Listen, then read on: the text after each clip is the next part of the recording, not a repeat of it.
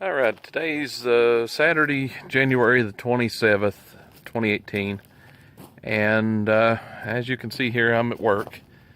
They finally cut the parking lot down that way that we can get in, because it was pretty bad. Take you along here with me just to give you an idea. And this is what I work in. This is right now it's nice and dry and easy to get up on, but one good day of rain, it'll be just in the soupy mud hole it was before. Out there's the powder magazine for the blasting guys. Fuel tanks here. And you can see down here, this is actually called a hollow field. This is what happens whenever you have a coal company come in. They remove the top layer, hence the name strip mining the coal, versus deep mining, which is the actual hole in the hill you see guys coming out of. But this is an old strip job, hence they're taking the top off, and they're basically, what they're going to be doing now is just smoothing it back and trying to basically they'll be planting grass and trees and stuff back here and hence the name of Reclamation. They're reclaiming the land to turn it back so that in 100 years, or even 50 years, there'll be trees here. There'll be stuff like that growing back in the way it should. Now, I don't agree with some of the terminology that MSHA says is okay, which is the federal level of inspectors and stuff like that. What they say kind of goes whenever it comes to mining.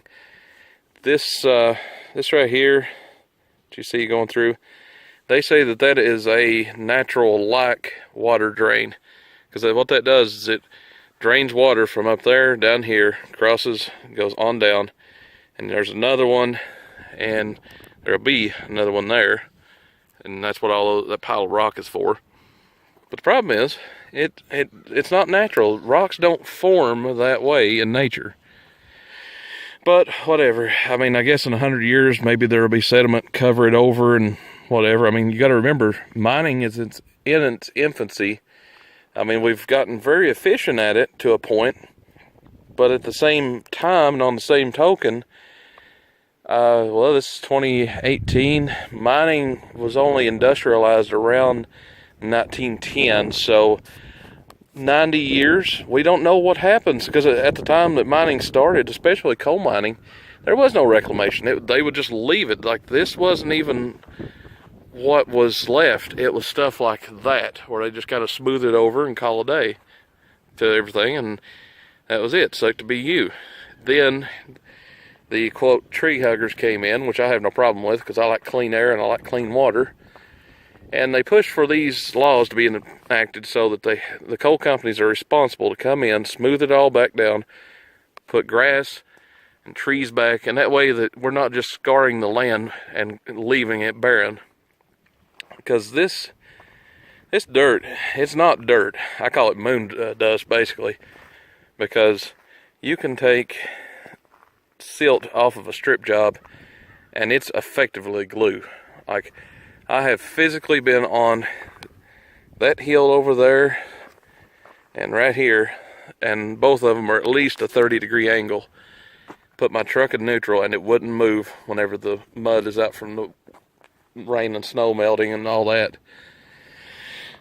And nothing grows here. This is not even topsoil. This is just basically what caused the Dust Bowl in the early 20th century in Texas and stuff.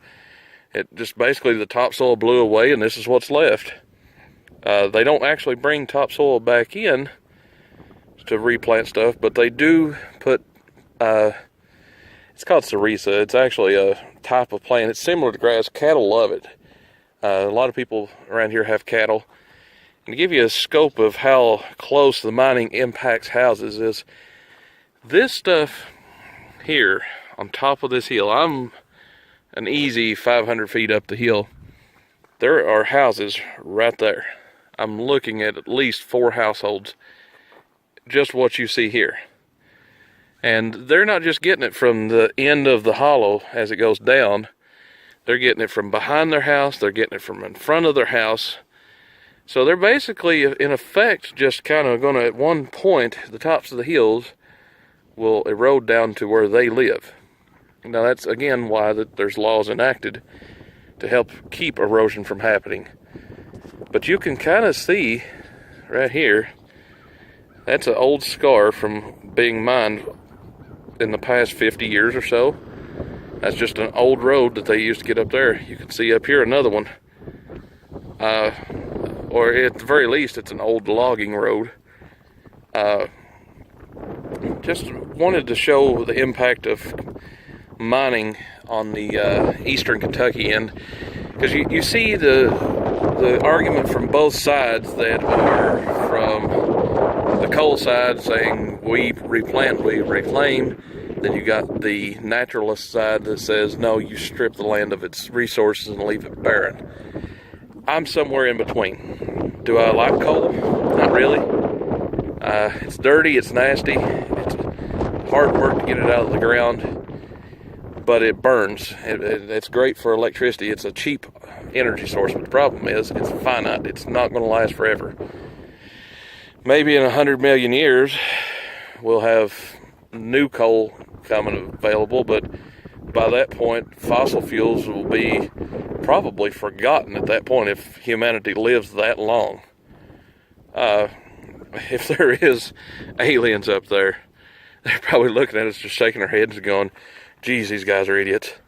Because we have literally in eastern Kentucky, western portion of Virginia, we have had full-on wars over coal. Guys wanting the union to come in, unionize it for better wages, better working conditions.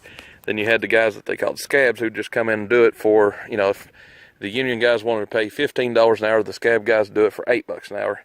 And the coal guys loved it. The coal barons would loved that kind of animosity between the two groups because, one, unions are bad for anybody on the upper end of the totem pole. When you get up to, CEOs and coal barons and stuff like that, they don't like unions because it means that they have to kind of conform to what the people want versus what's in their best interest and bottom line for their company. And then you turn around, unions are great for the working man because it gives them a voice versus one single voice isn't a big thing, but you group together a few thousand, and people have to take note of that. But at this point, coal has declined to a point where the company that I work for, you can see this has been here a couple years and it's gone. This is all that's left of what used to be, a 30, 40 piece spread of equipment, and there's 2 pieces up there, 3 pieces down here, plus the drill, so it's 5, 6. There was another, right there it is, 7. 7 pieces of equipment out of what used to be at least 30. But I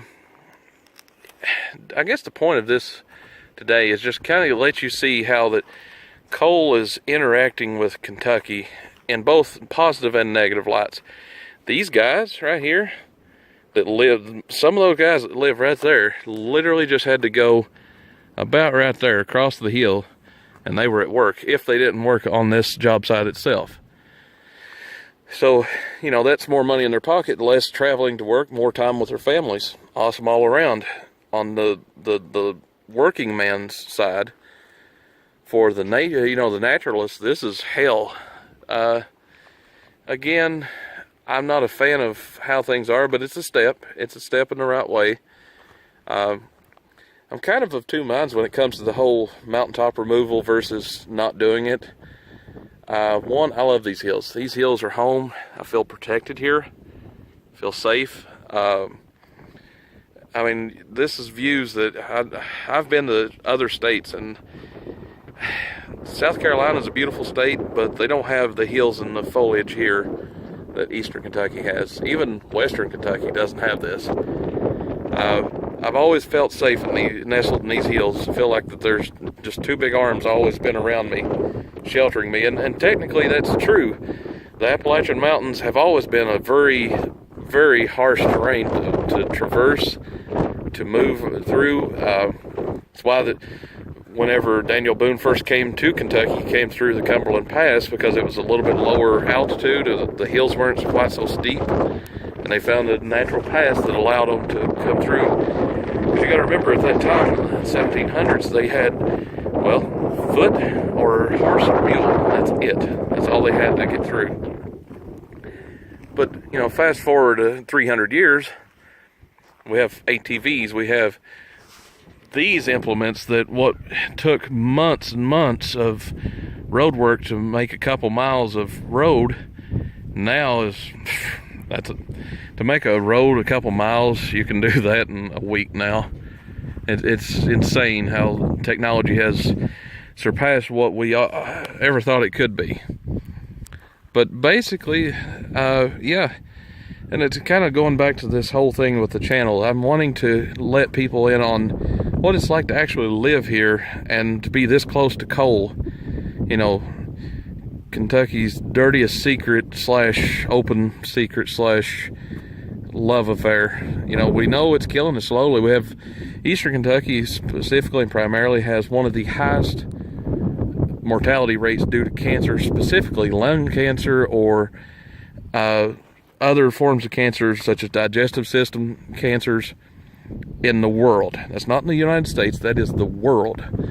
Primarily because of the coal. And believe it or not, a little known fact, they actually have to check the waters here because of one, coal is extremely acidic, but two, radioactivity. Believe it or not, when you start digging and stirring around stuff that has been dormant for a few million years, old dinosaur bones and turds, there is a level of radioactivity that comes from it. It's also how you get your carbon-14 dating system. That's how you get a lot of things, actually, that's now commonplace, but there has been cases of high radioactivity coming out of the ground at job sites. Now, you also see a lot more specific at deep mines and stuff like that, but there has been cases here because the Appalachian Mountains are a very old set of mountains.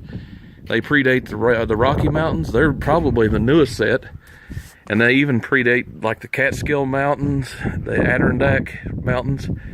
All those around, even the Blue Ridge Mountains are young compared to Appalachians. That's why that they're not quite so high.